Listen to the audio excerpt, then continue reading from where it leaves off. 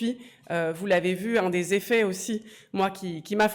aussi frappé comme ancienne élève de l'École normale supérieure,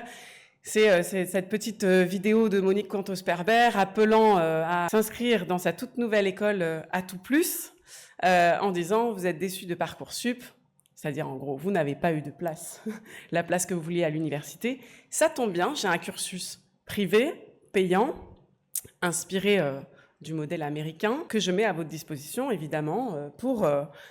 combler votre frustration d'avoir été écarté par Parcoursup. Et ça, je crois que ça témoigne de quelque chose, parce que Monique Cantos-Perber, c'est l'ancienne directrice de l'École normale supérieure, c'est-à-dire d'un des fleurons de l'enseignement supérieur public dans notre pays. Et déjà, du temps où j'étais élève et où elle était directrice de cette ENS, elle nous expliquait qu'il fallait progressivement se tourner vers ce qui se passait dans les écoles de commerce privées, dans les écoles d'ingénieurs privés, et qu'il fallait nous-mêmes nous percevoir comme, en tant qu'élèves de l'école normale supérieure, comme des gens amenés à plutôt exercer peut-être des fonctions dans le privé,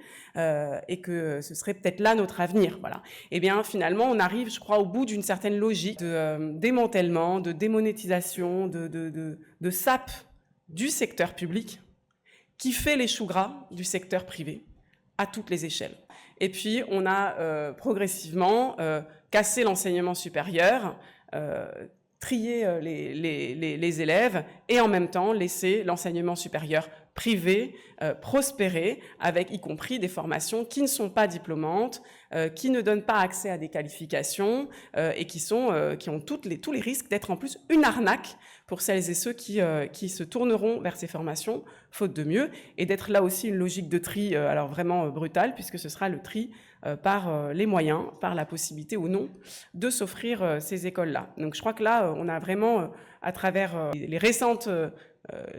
sorties autour de cet atout plus, autour de ces enseignements supérieurs privés, quelque chose comme l'aboutissement de cette logique de marchandisation de l'enseignement secondaire et supérieur, et dont Parcoursup est l'une des pierres angulaires. Voilà, je vous remercie.